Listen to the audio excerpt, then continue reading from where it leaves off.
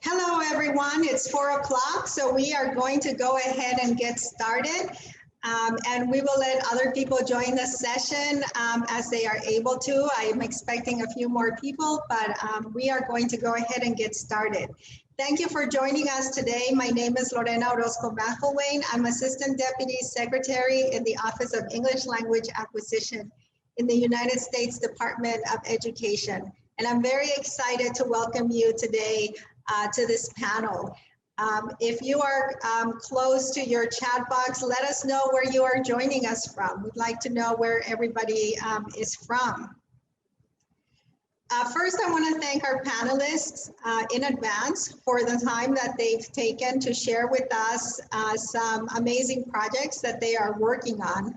Each panelist will have up to 15 minutes to highlight the benefits of bilingualism and biculturalism through their respective projects.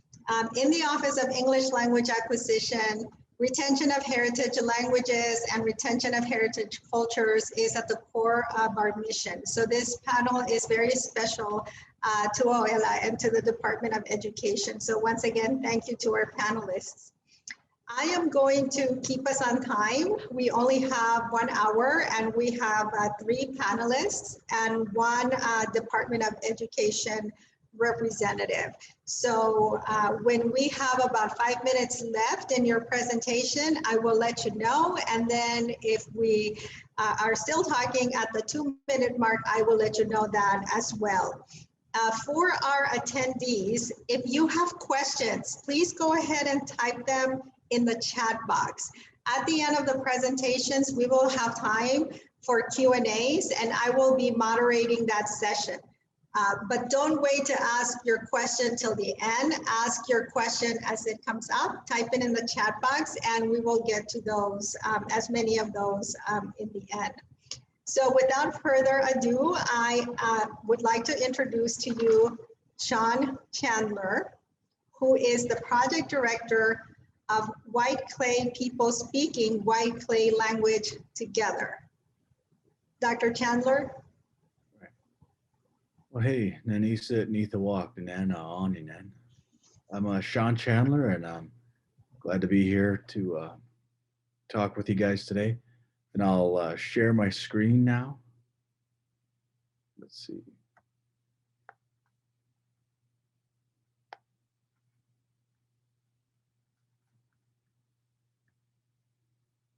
All right.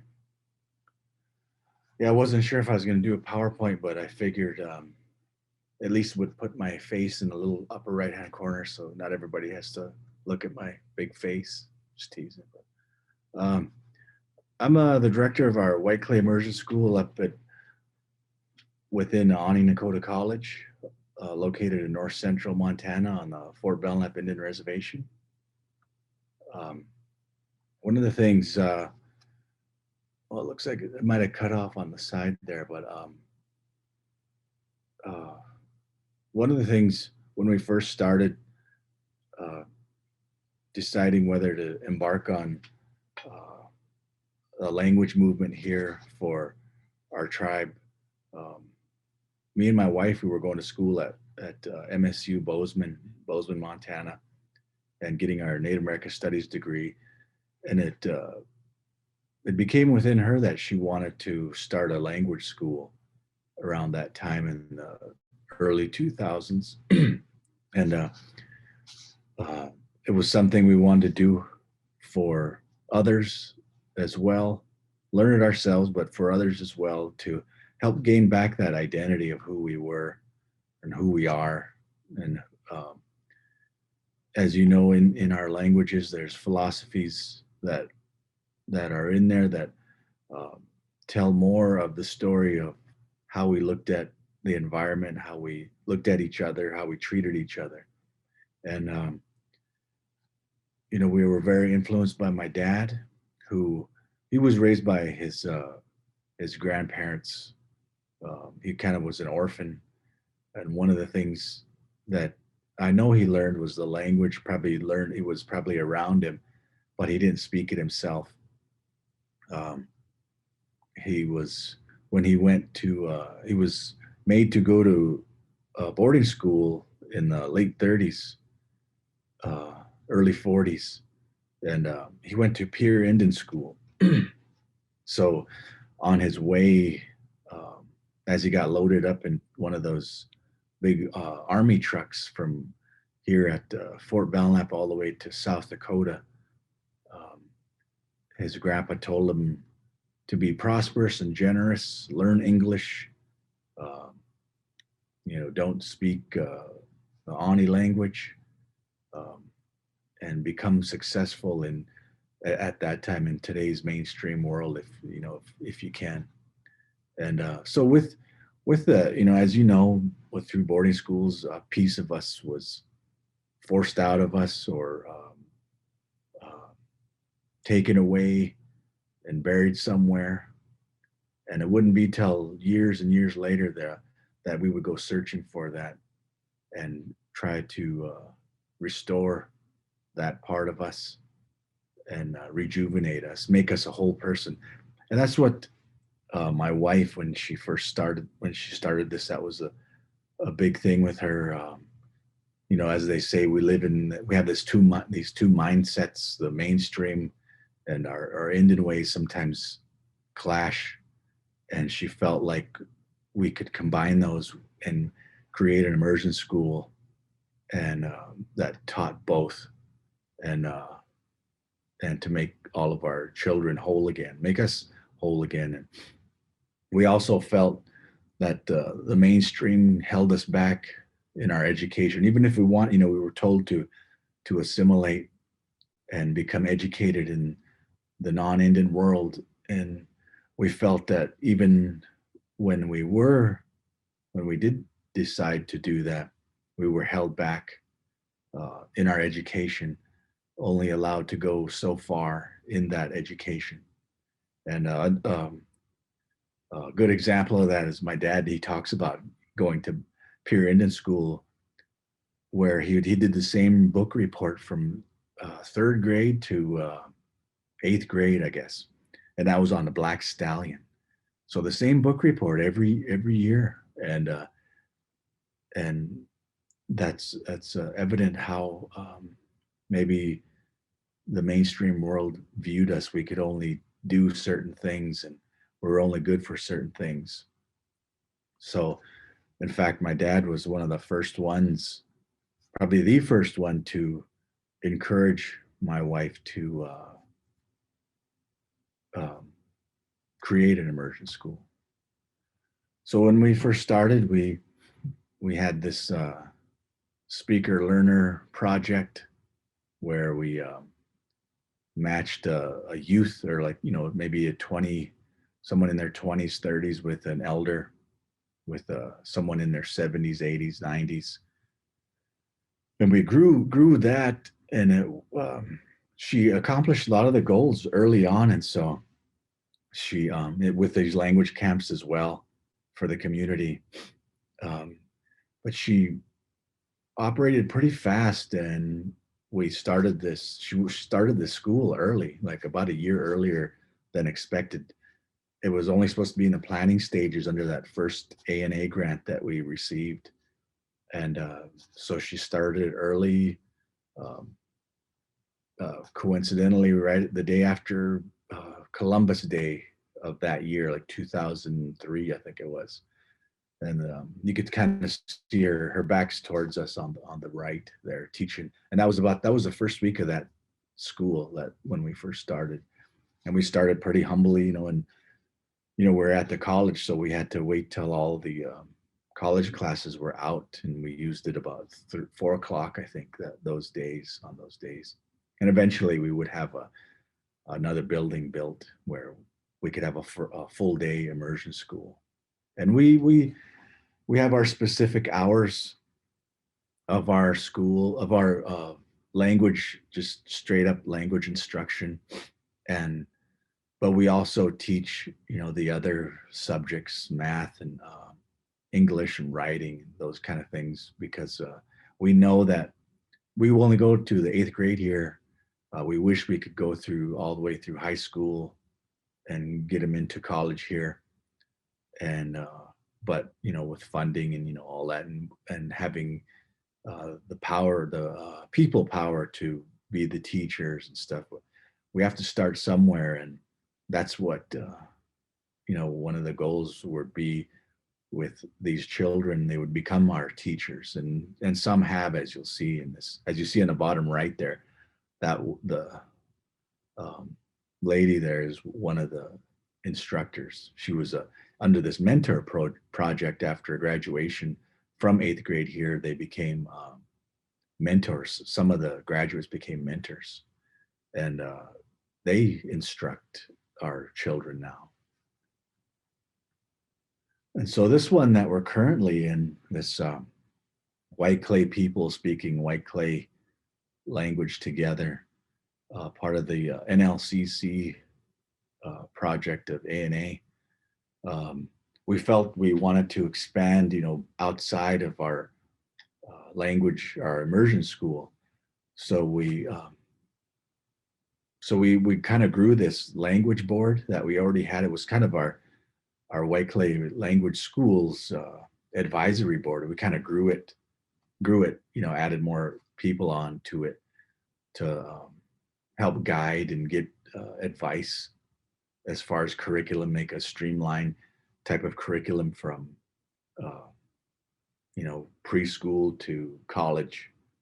And but there's challenges with everything, and we're still in the midst of this project and that to get those straight, because if a student comes to the immersion school, they might receive a little bit more language instruction than, say, if they went to the public schools. But we're trying to fix that and help everybody kind of be on the same level. And we hold these language forums, although this year we couldn't have one because of the crisis that we're currently in. It kind of disrupted a lot of our plans, as you know, as everybody else's as well.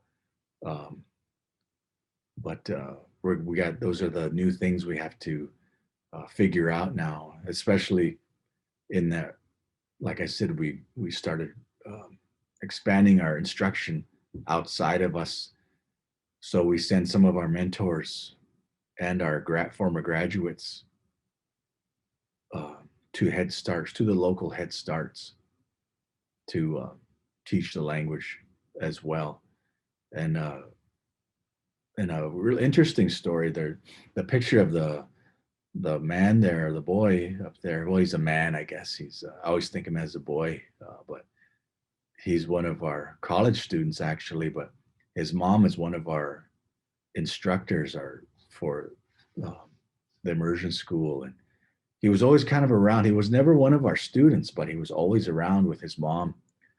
We didn't have the right grade level for him. We operate under a cohort, and like he didn't hit the grade. And if we could have every grade 1 through 8 at least, and a teacher in each grade, that would be great. But we have to operate, and we can only do about 2 or 3 grades at a time and follow them through to 8th grade. But he was always around, and here he became one of our instructors as well. And I kind of taught him on the side, I guess. And he goes into the Head Starts and teaches, and there he's teaching some of the kids how to make dry meat. And so we have about 3 minutes left. Okay, yeah, I think, yeah. And so we do that, and then there you see on the bottom right, or the middle one, that's a former graduate or a graduate into the Head Start, giving them instruction. And the bottom right is a mentor who just recently graduated 2 years ago, and she was there teaching them how to make choke cherry patties. So so that was the big dream that my wife had, to have a new group of people, getting into schools and getting in and teaching. We also have a dual enrollment, dual credit system where high school students who are seniors can take our college level language class and receive college credit once they hopefully enroll in our school or our college after they graduate. And then the last thing there, to build our Class 7 certification instructors so they can teach in the public schools. We're in the midst of creating a language option under our American Indian Studies degree so that they get a little bit more language, methodologies, how to teach language and so forth. And but all those are, like, as you know, a lot of the issue now, COVID issue, we had to kind of hesitate on some of the things we wanted to do, or some things are on pause. We had to learn how to digitally, through distance learning, teach language. And it's really the biggest struggle is with the Head Start right now. How do we do that with them? Because that's we're still we don't know whether they're going to start school itself yet. So, but that's where we're at now, and we do see the benefits. We see our children grow up and have more confidence, and I've seen it through the years. Those are the things you can't really put a number on. It's more of story, and see them speak louder, become more confident, and as they teach too, they even learn more as a teacher. And so this has been a really exciting project all these years, since 2002, I guess, when we started. So, but I think I better cut it off there. And thank you. So now I will stop sharing. Thank you so much. I know we have at least one question for you, which we will circle back at the end during the Q&A session. If anybody has additional questions, please go ahead and type them in the chat box. Our next speaker is another project director. His name is Tuffy Hagelson, and he leads the Fort Belknap Community Economic Development Corporation Montana Indian Language Project Language Nest. Tuffy, it's all yours. No, Pinama. Abana Hanina Chande Yoma Gipiga, ne we chasta Odabi, Mahechen, Wonk Nagabik the Chendagu, Nakoni Abije, Nina Woash Dena Chen. And I want to thank the organizers of this wonderful conference to get together and hear all of the wonderful things that are happening throughout Indian country. My name is Tuffy Helgeson, and I'm from Fort Belknap, Montana, central Montana. And I'm really happy to be able to flank Sean. I just wanted to let you folks know that Sean recently has become the Ani Nakota College president. He took after his mother, and that's a really big feather in his hat. And I just wanted to let you all you folks know of all his good work he's done throughout the years. So we applied for an ANA language grant about 2 years ago. And yeah, this is our second year.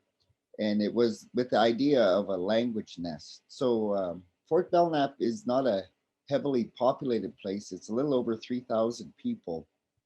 I think we may be close to 7,000 enrolled members. We're home to 2 tribes here, the Ani, the White Clay people, and also the Nakota people, or the Assiniboine people. So on the southern end of Fort Belknap, the population is quite a bit smaller, but there was a economic force. It's called Island Mountain Development Group, and they began to employ right around 200 people. So out of that became this great need for childcare, a daycare center. Young families were, the employees were taking time off babysitting for one another. And so that wasn't good for productivity. So they wanted to try to maybe help out in that area. So the NAEDC program wrote for an immersion grant, and lo and behold, they were funded. At that time, I was working as a language teacher at the public schools in Hayes, where I taught for about 18 years. I was fortunate enough to be raised with my grandmother, who was born in 1914, and all of her counterparts were speakers of the language. And so I spent a lot of time in rooms with those older people who were just fluent in the language. I wouldn't say I was a first language learner, but I spent enough time around it, around them, and I picked it up quite a bit of it. So teaching in the public schools, I guess some of the flaws that I saw was it was kind of a piecemeal operation where, okay, we're going to have an Indian class over here and we're going to send all these kids and that 45 minutes a day and that's going to be what they're going to do. Well, um, there was little or actually no curriculum that had been created for Nakota or Ani or any language in our region at the time. So teachers were trying to prepare curriculums. Most of them were not a formally trained teacher. You know, they didn't attend university to be a teacher, so it was hard to understand classroom management. And it's just a myriad of a bunch of things that a person's trying to navigate through to best deliver your information. So when we decided, or when we were granted this A&A grant, we decided that we were going to work really hard and diligently to try to create curriculum, useful curriculum for teachers. Today we employ 4 teachers, 2 Nakota and 2 Ani teachers who are learning to speak the language. And they have, you know, backgrounds within the language. But again, as Sean alluded to, COVID has kind of changed a lot of things or everything that's going on. So we were slated to open in September with maybe 76 students, but Fort Belknap has kind of been under a lockdown. So we really can't build a building. We really can't do a lot of the things that we need to do. But the hope is to be able to take our students from 0 to 5 years of age, immerse them with as much language as we can, simultaneously, you know, having classes for their parents in kind, a lot of these similar things you see throughout Indian country to try to rejuvenate our language. You know, Sean talked a little bit, he touched on his father, and I remember my grandmother's stories about, she was 8 years old when she went to boarding school, and the priest, you know, they took her from her mother's arms. Her aunt had fell and she was trying to help her aunt up. They were trying to run to the brush, and they put her in her wagon and they tied her to the student next to her, and they traveled for 2 days. They didn't know where they were going. So I was the last grandchild in our family. And for some reason, my grandmother thought it was okay for me to learn to speak our language, where none of the rest of my family members had that opportunity. So we're in this space now, and we see our young people, you know, like Sean, all of the pictures that Sean had shared, all of those young people are they're able to navigate in the 2 worlds that our people live in. They're able to, you know, leave the reservation, to attend university, to do all these great things, and we all know that that's because they filled that hole in their heart, that void, and they're able to just rock at being an Indian and then go out and, you know, get educated. And here I would suppose our language speakers in this shift, and Sean has experienced it, I imagine you all have, but you know, now we're down to 2 first language speakers of Nakota that were born in houses that spoke our language, and that growing up, that was their first language. So with the passing of each of these elders, it's really sometimes it can be a lonely road. And you know, I see my good friend Janine, Dr. Pease. You know, we've always looked at the Crow Nation, our neighbors, just a little south of us, and how strong their language has always been. You know, all through the years of teaching, we've always kind of looked to the Crow Nation because they've always maintained their language. And but you know, with the opportunities that A&A has allowed everybody, you know, to actually work within our languages to revive these things, to wake people up and bring these ancient teachings, philosophy, all of these things that our people are so much in need of. It's really been an awesome experience. So hopefully after COVID clears up, we're able to build our building and get on with our lives. That's kind of the hopes. And we're really, really excited to see, you know, where this road is going to lead us.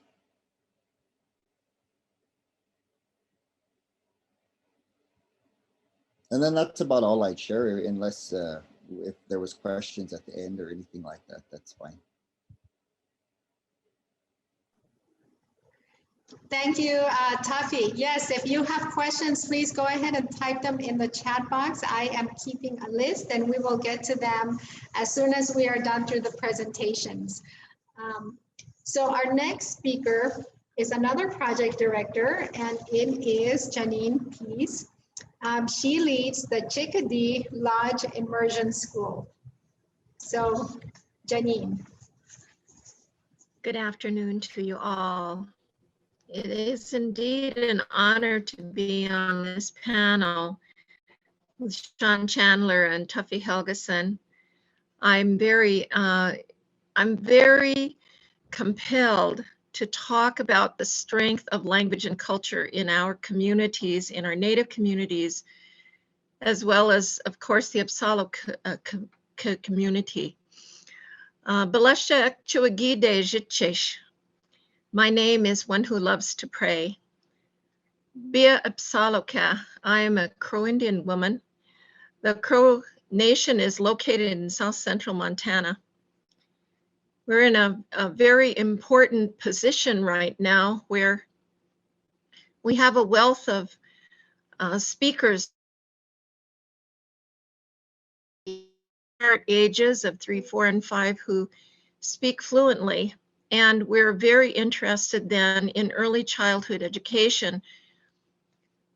I have been the principal of the Chickadee Lodge Language Immersion School for 3 years. And it's been a tremendous experience to combine the talent of fully fluent teachers, fully certified, teaching the kindergarten, first and second curriculum. Janine, you are muted. We cannot hear you. Our language became written in 1973. And since that time, many of our tribal members, especially educators, have taken to the classrooms with our Crow Indian students in both private, that is Catholic schools, and public schools to teach the Crow language. And we've been fortunate since the mid-1970s to have bilingual education funded through the Department of Education, and also a number of projects funded by ANA, an ANA Head Start project in the years 2012, 13, and 14. And most recently, the Chickadee Lodge Language Immersion School. But we have then, in our history as educators and as a language, keep disconnecting. I'm not sure. Am I back? Yes, no. Okay, anyway, we joined together in a summer institute and work began exchanging curriculum from the classes that teachers were teaching and building materials together. In 2014, we made a commitment, about 45 of us, to build materials for classroom use. And we have successfully, as a consortium and coalition of educators, put together a series of classroom workbooks, levels 1, 2, and 3, a series of 12 posters that feature a context of vocabulary in photos or in drawings, and also CDs and DVDs. And we're very fortunate to have that work together. We've also collaborated on books for the classroom. Our language immersion school came about 3 years ago, and we were very interested to have all-day language immersion, kindergarten, then adding the next grade the following year, first grade, and then the second grade, the third year, and using our materials, but also inviting fully certified, but also fully fluent speakers of the Crow language as teachers. And we found some marvelous things occurred. First of all, every teacher has expertise that they bring to the classroom. Some are storytellers, some are singers, some have a marvelous fascination for field learning. To bring our elders and guests in as storytellers, so that it wasn't just a study of language, it was a study of culture, a study of our people, and a study of the things that each of the teachers brought into the classroom. What we started off with was our materials, and we had measured those, but we found that every single teacher, and we eventually, over the 3 years of our grant, have 5 different teachers who expanded our ability to share the language with the children. We've been particularly impressed with the way in which music shares the language and how virtually every word and every song is caught by every child. When we assessed what children were able to learn, we were taught things we really didn't know, and we are bringing in that particular knowledge in our classrooms. That there's a couple other things I want to mention about our development. As a part of our Chickadee Lodge, we have parent-family nights. We have an opportunity to welcome the family unit of each child. Whoever wants to come from their family, whether it's an auntie, 2 first cousins, grandma and grandpa, whoever wants to come from the family. And our teachers, and we've hired some marvelous speakers of the language and master teachers to develop units. So for example, we had a night devoted to the horse, where the horse lives, all the terms devoted to describing horses, the color of horses. And we had an elder talk and share the story of when the Crows got the horse to begin with. And every night a family comes, they play games. We've invented board games, 22 of them, that deliver a context of vocabulary. The children and the moms and dads and the siblings play a game, learning all these tools or this vocabulary, and then they take the game home. And we ask them, please spend 2 or 3 hours in the next 3 weeks, play these games. Let us hear the Crow language in your home. Turn the cable TV off. Turn the rap music off, all of the things that seems to disrupt the use of language and family time. Some of our nights have been overcrowded. We've barely been able to, accept all the people that came to the door, but we even had a 4-generation family come. We've had about, I'd say 25 of these nights now, and they're very popular. Everyone goes home with activities in hand, and we're very excited over that. We also found that we needed to develop a dictionary, and through ANA, the support of ANA and the Montana Indian Languages Program, we decided to cast, you might say, an invitation, to make an invitation to our elders to come and bring with them all they knew about the language. And we had a 2-week workshop that will have about 15,000 words, entirely searchable by either Crow or English. So we have found that teachers and students of all ages, people in their homes, even teenagers in the privacy of their bedrooms, use. One last thing I'd like to tell you about is, I don't know how close I am for time. You had about 5 minutes. All right. So our dictionary has been a marvelous development, and we're very excited that we'll be able to announce an online free app for the Crow Dictionary within a month's time that will have about 15,000 words on it. But the last item that I would like to tell you about is that our teachers from all the different schools, and there are 14 classrooms now that are language immersion, either all day or half day. And these are especially at pre-K, K, first, second, and third grade. These classes are in both private and in public schools, have begun writing books, bringing their ideas into the classroom for the children to be able to read books and read about Crow Indian people, about Crow Indian events in a second, third, or fourth grade vocabulary. So it's a very interesting development. And we were fortunate to get funding to bring us classic stories of the Crow. And then from those stories, we would develop 4 science lessons. So each story then is written in a third grade version. And from each story, we take science lessons. You might say spin-off science lessons. One of the challenges of language immersion is that you want to be able to have all the subjects, all the disciplines that schools are to deliver. And we can do numbers. We do a lot of things in studying the family and our community, but to be able to have science lessons has been a real challenge.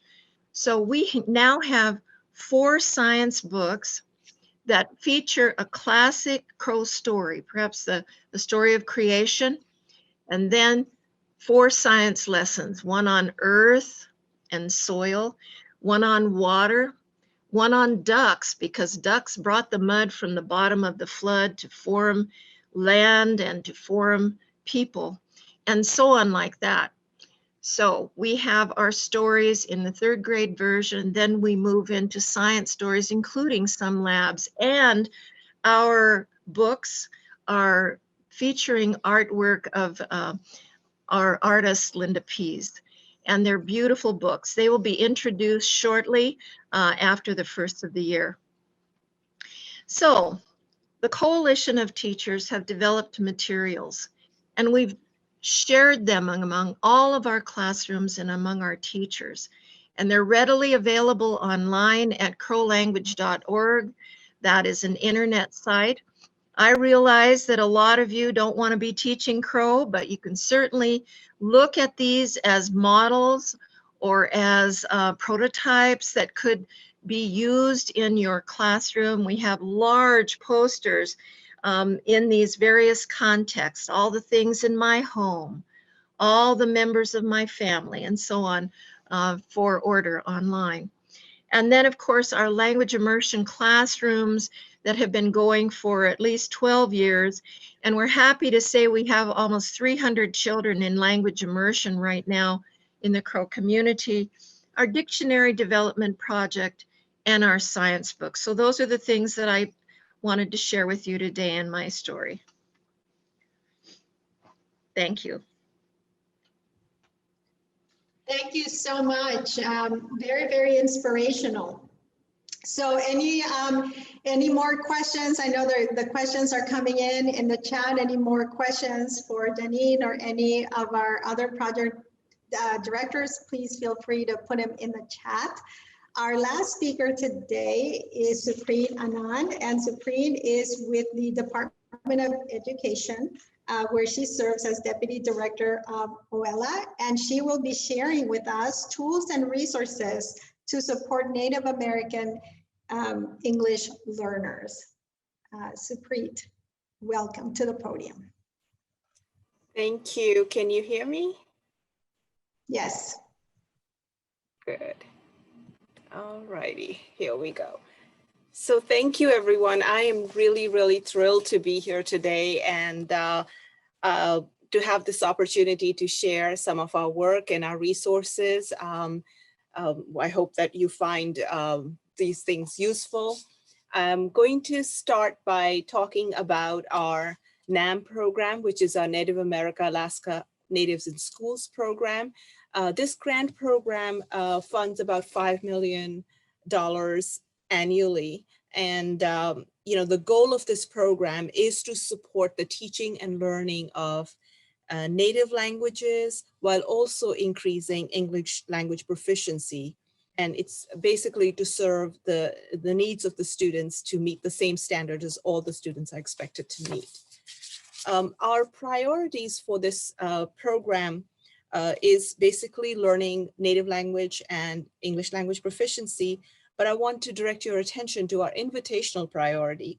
The invitational priority is intended to reflect that we believe that family engagement is an important aspect of a child's school experience. And therefore, we invite grantees to design projects that also incorporate the family and the community as an integral part of their program design. I also want to draw your attention to some of our research and publications. The first one is an evaluation report of our NAM grant program. The complete report is available through our NCELA or OELA website, but let me highlight a couple of things for you on this report that I thought you might find useful. So in this report, this was our 2011 and 2013 cohort. Our grants are 5-year grants, so we do have a long-term relationship with our grantees. And in this report, what our grantees reported was that they varied in their approaches to incorporating native language and cultural instruction in the school activities and curriculum. Some grantees provided instruction as part of their bilingual or dual language immersion programs.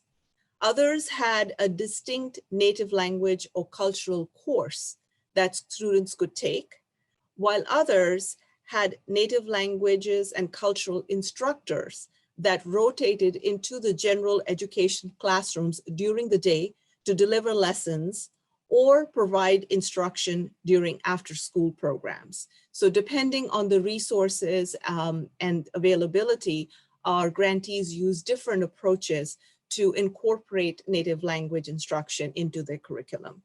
Most frequently, grantees relied on school-based native language specialists and external consultants with expertise in linguistics on how to support native language learning to provide the professional development. Half of our grantees also reported that the tribal community and/or elders played a key role in helping deepen the language teachers' cultural knowledge and oral fluency. And I just want to add that very interestingly, our latest cohort of grantees are reporting another unique phenomenon where in many cases, the children, usually we have children learn the native language at home and come to school to learn English or other courses.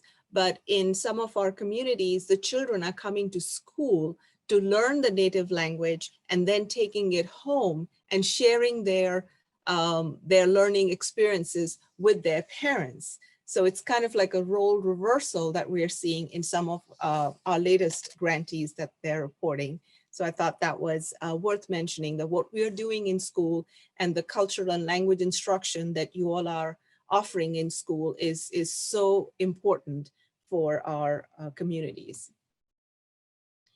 Now, grant-funded NAM services are meant to support students' English language development, included place-based literacy learning experiences, and all of the literacy experiences we find our grantees reported are rooted in the unique history, environment, and culture of the students' communities. Tribal and BIE grantees and public school system grantees emphasized the need to create culturally responsive English language learning experiences for students. For example, to provide content instruction designed for the unique needs of our Native America, Alaska Natives in Schools students, grantees described purchasing books that featured Native characters and settings, or that were written or illustrated by Native authors, as Janine was sharing with us earlier. Those are exactly the types of experiences that our NAM grantees also reported. They also described English language development lesson activities that centered on Native traditions, heritage, or dress to foster student engagement. Some grantees reported using NAM funds to support their own language and cultural curriculum or instructional material development because of the limited availability of commercial materials that were specific to the local heritage, as you heard Tuffy share his experiences earlier. Grantee sites varied in the process that they underwent to develop the curriculum and what content they selected. But at the root of the grantees' development efforts was the goal to create culturally responsive materials to support content instruction and using the materials to increase students' proficiency in English language development. So I do encourage you to take a look at the detailed report. It is very informative because it has a collective experience of our 2 cohorts of grantees. Sorry, let me go back one. OELA also publishes fact sheets. One of our latest fact sheets is on English learners who are American Indian Alaska Natives. And what we report, and I'm sorry, this is not very clear on this slide, but the fact sheets are available on our NCELA website, that there are close to 500,000 American Indian Alaska Native students in the 50 states and the District of Columbia. Of these, 8% are English learners, and states report 5 languages that were most commonly spoken by our English learner students. Those were Navajo, Yupik, North American Indian, Cherokee, and Zuni. Those are our 5 top languages. And we also have fact sheets on other students and information.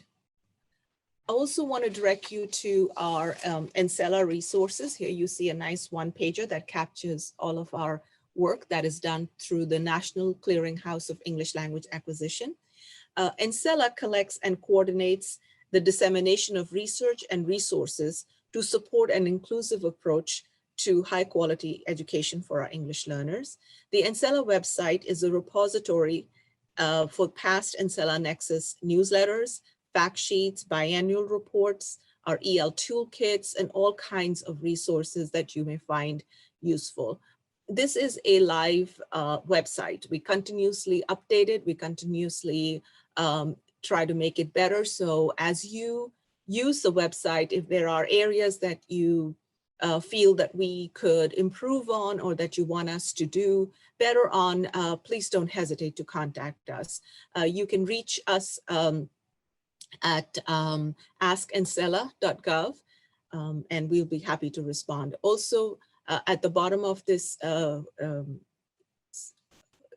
you find the subscription for NCELA that you can contact and subscribe to, and that will keep you updated on all the work that OELA does. I also want to direct your attention to a new webpage that we have created on NCELA in response to the current pandemic and the distance learning environment. These are resources on this page that provide information on EL family engagement, strategies to help support EL students and their families during remote learning. And if you'd like to submit a resource to add to this page, please complete the resource submission form that can be accessed through the link on this slide at the bottom, and we'll be happy to add it to our webpage. I also want to mention one of our latest webinars. OELA conducts various webinars throughout the year in response to the needs of our stakeholders. And we collaborated with the Regional Southwest Lab during the National Native American Heritage Month. And so on November 12th, this past November 12th, we did a webinar on culturally responsive school practices to promote the success of Native American English learners. And our panelists examined factors that impacted the success and development of Native American Alaska Native children in schools. This slide includes a link to where the webinar recording will be available. And some of the highlights that we shared in this webinar were also found in the NAM study, but we provided them in more detail on this webinar. It was very well attended. We had close to 300 participants from across the country. So we invite you to take a look at some of the resources and information that was shared. We're happy to debut a new look for our Nexus newsletter. It's a bi-monthly newsletter that captures English learner related news for our stakeholders. That includes reports, job postings, conferences, any grants that may be upcoming grant that might be available. And so there are lots of things that might be of interest to our EL community. And so we invite you to take a look and subscribe to the newsletter if you haven't already. Here is a list of many vehicles that you can use to stay engaged with OELA and the work that we are doing. As you can see on this slide, you can email us, use social media platforms, look for our postings, including new resources and publications, grantee highlights, funding opportunities, upcoming events, and more. One of the things that we're very proud of and that we do on a regular basis is highlight the work that our grantees are doing as a resource for other grantees, because I think we are stronger together as a community and learn from each other's work and learn from each other's successes and mistakes. So we invite you to take a look. Please follow us on Facebook, Twitter. Our latest platforms are LinkedIn, Pinterest, and our SoundCloud platforms where we offer different podcasts. So that's all of the resources that we offer in OELA. Are there any questions for us? Thank you, Supreet. You can take that down now.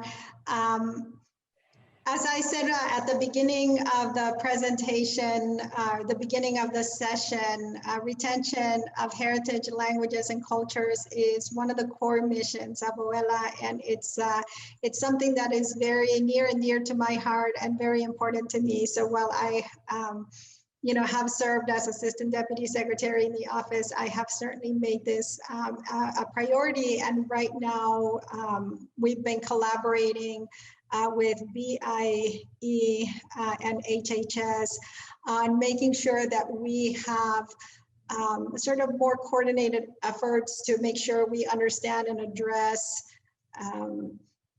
the distance learning needs for our Native American and Alaska Native students. And so we're not duplicating efforts, but that we can really work together to find those solutions. So I'm very committed to the issues as they impact American Indian communities. So thank you, Supreet.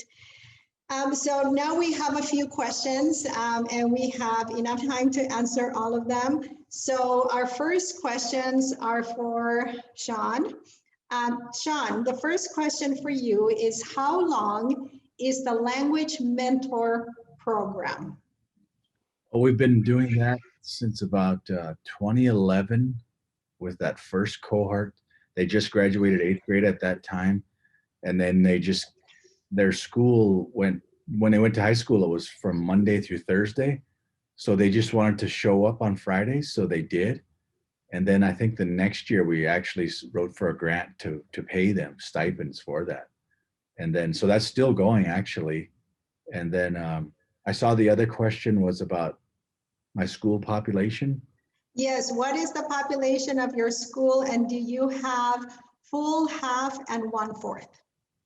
The population's about, for our school, hovers around 12 to 15 students. And I'm not sure what full, half, and 1/4 mean. Is that Okay. full day? Full day, it is full day though. Yeah, so maybe if the person who typed that in the chat, if we can get some more clarification of what you meant by that second part of the question. In the meantime, let me go to Tuffy with this question.